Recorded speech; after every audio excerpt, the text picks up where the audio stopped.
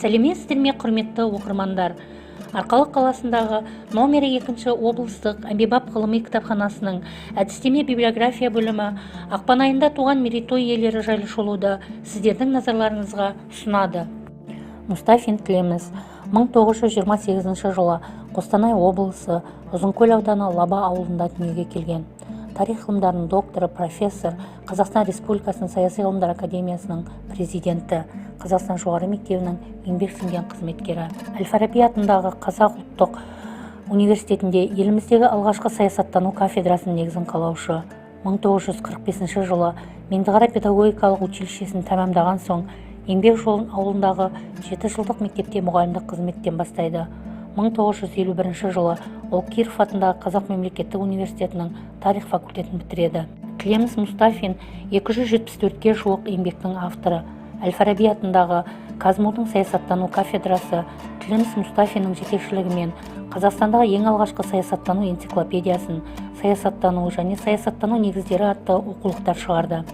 Тлеміс Мұстафиннің бастамасымен саясаттанушы мамандарды дайындайтын кафедра ашылды.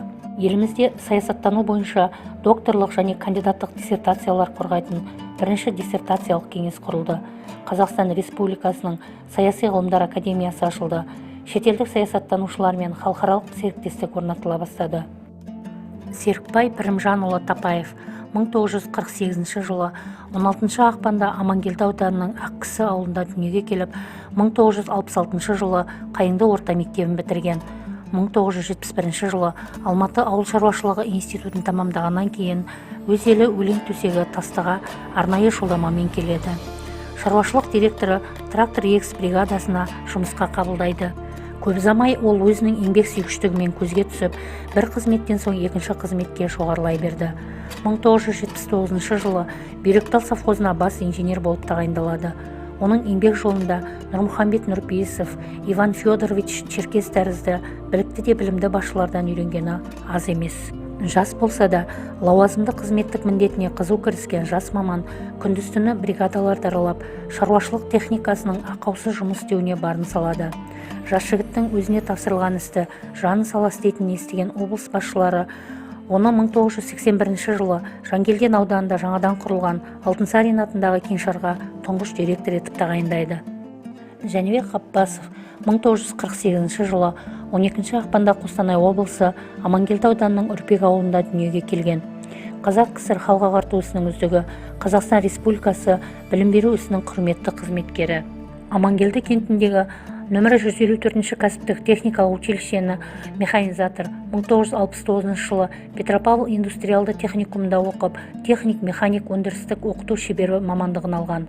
1981 жылы Крупская атындағы орта мектептің директоры болып, 1982 жылы жұбайы Қарлығашпен бірге мектеп оқушыларының ұлттық фольклорлық өрімтал ансамблін құрды.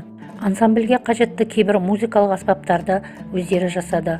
1985 жылы Сартал ауыл кеңесінің төрағасы болып сайланды. 1987, 1992 және 2000 жыл аралығында Амангелді ауданында оқу бөлімін басқарды.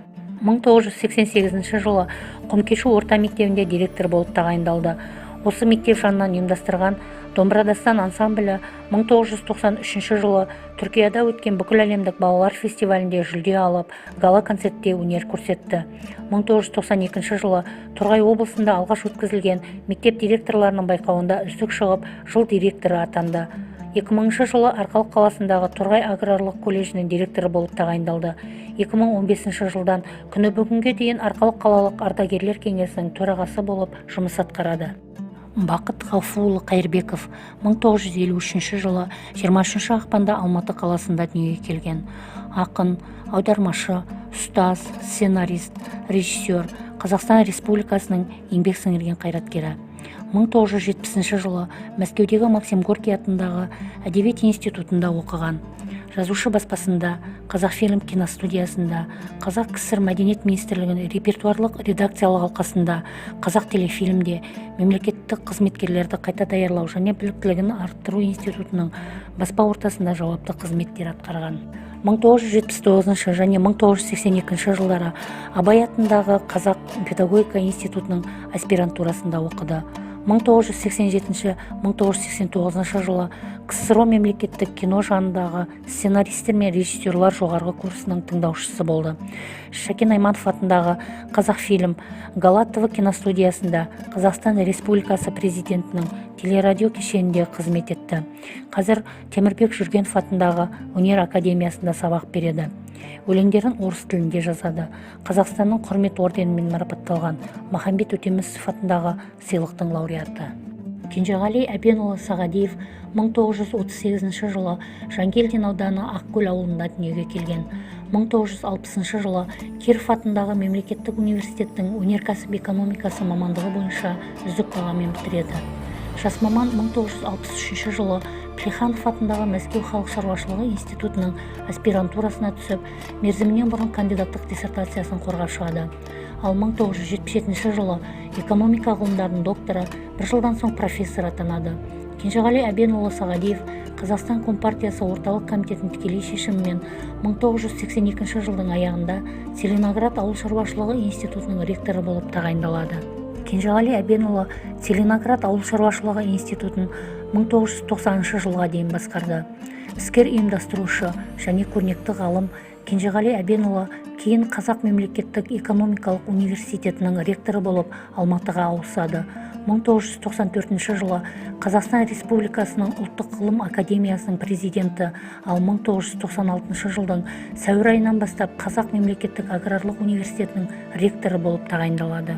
2004 жылы Қазақстан Республикасы парламент мәжілісінің депутаты болды. Қазақстандағы экономика реформа теориясы мен әдіснамасы туралы 150-ден астам ғылыми еңбегі жарық көрген. Сағадиев еңбек қызыл ту, халықтар достығы, құрмет белгісі ордендерімен және бірнеше медальдармен марапатталған. Балмағамбет Жүнісов 1928 жылдың 15 ақпанында бұрынғы Ақмола облысы Ақмола ауданының Қосшы ауылында дүниеге келген.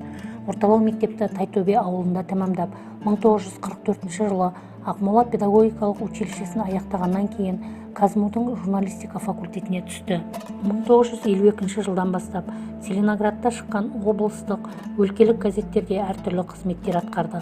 1970 жылы Торғай облысы ашылған кезде осындағы облыстық газетке жұмысқа ауысады. Әдеби қызметпен 1961 жылдан бері айналысады. Әсіресе Торғай топырағында өндіре жазды. Қазақстан, Қайнар баспасынан Торғай алыбының тынысы, Ешім совхозы, шеберлікке апарар жол кітапшалары жарыққа шықты. Еңбектегі ерлігі үшін, тың игергені үшін, жеңістің 30 және 40 жылдығы үшін медальдарымен наградталған.